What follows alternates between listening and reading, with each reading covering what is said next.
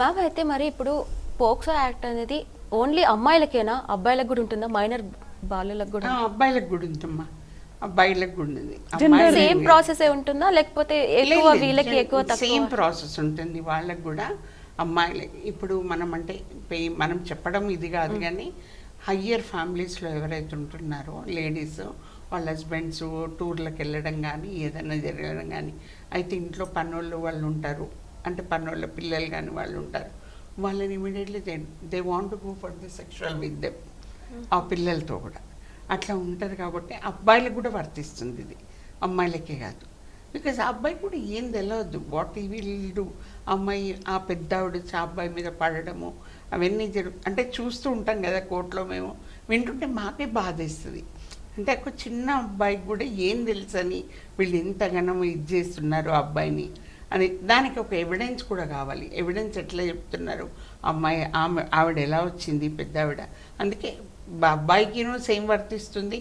Because is below of 18 years, అది అమ్మాయి కూడా బిలో ఆఫ్ 18 years, ఇద్దరికి వర్తిస్తుంది. అది దాన్ని గుప్తంగా పెడతారు, ఎవరికి చెప్పరు దాని గురించి జరిగిందని.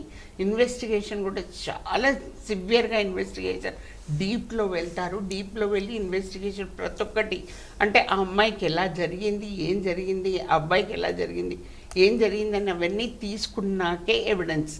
అంటే ఎవిడెన్స్ లేకపోతే ఇప్పుడు మేడం అన్నారు కుల పెద్దల మధ్యలో కూర్చోబెట్టి ఏం చేస్తారమ్మా, ఇప్పుడు నువ్వేం చేస్తారండి, అయిపోయింది ఏదో అయిపోయింది, ఆ అబ్బాయి పెళ్లి చేసుకుంటాడు, పెళ్లి చేసుకుంటాడు, వదిలిపెట్టండి, మీరు కేసు విత్డ్రా చేసుకోండి, వదిలిపెట్టండి, లేకపోతే అంతో ఇంతో డబ్బులు ఇస్తాము, ఆ డబ్బులకు మీరు ఇచ్చేసి మీరు ఆ అమ్మాయి కేసు విత్డ్రా చేసుకోండి, ఆ అబ్బాయి మీద కేసు విత్డ్రా చేసుకోండి. ఇవన్నీ డబ్బులతోని మనం ఇవన్నీ కొన్నే కాదమ్మా, మనం కొంటున్నాము వస్తున్నాము ఇస్తున్నాం కాదు. ఒక అమ్మాయి జీవితం అక్కడ జరిగింది, ఏం తెలవని అమ్మాయికి ఇంత పెద్ద అన్యాయం జరిగితే దాన్ని కుల మధ్యలో పెట్టి వాళ్ళకి అసలు నన్ను అడిగితే వాళ్ళ కుల మధ్యలోకే వెళ్ళొద్దు.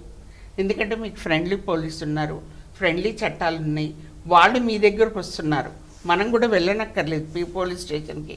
ఏదన్నా జరిగిందని కానీ ఇమీడియట్లీ వర్క్ ప్లేస్లో కానీ స్కూల్లో కానీ కాలేజ్లో కానీ ఎక్కడ లేబర్ వర్క్స్ జరుగుతున్న దగ్గర కానీ ఎక్కడైనా వాళ్ళు మన దగ్గరకు వచ్చినప్పుడు మనం కుల మధ్యల దగ్గరికి ఎందుకు వెళ్ళాలమ్మో, వెళ్ళొద్దు. వాళ్ళు ఏం చేయరు మనకి, ఇలాంటివే.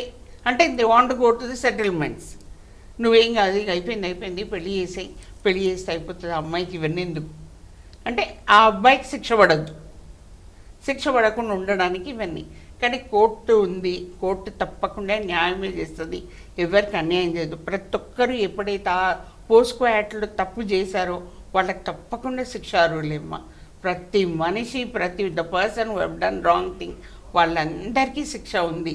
10 years అంటే సివియారిటీ బట్టి దాని work what ever the victim is faced, ఆ సివియారిటీని బట్టి 10 years ఉండొచ్చు, యావజీవ కారాగార శిక్ష ఉండొచ్చు, డెత్ పెనాల్టీ ఉండొచ్చు, ఏదైనా జరగవచ్చు. దాంట్లో తప్పకుండా శిక్ష వేసుకోవాల్సిందే వాళ్ళకి.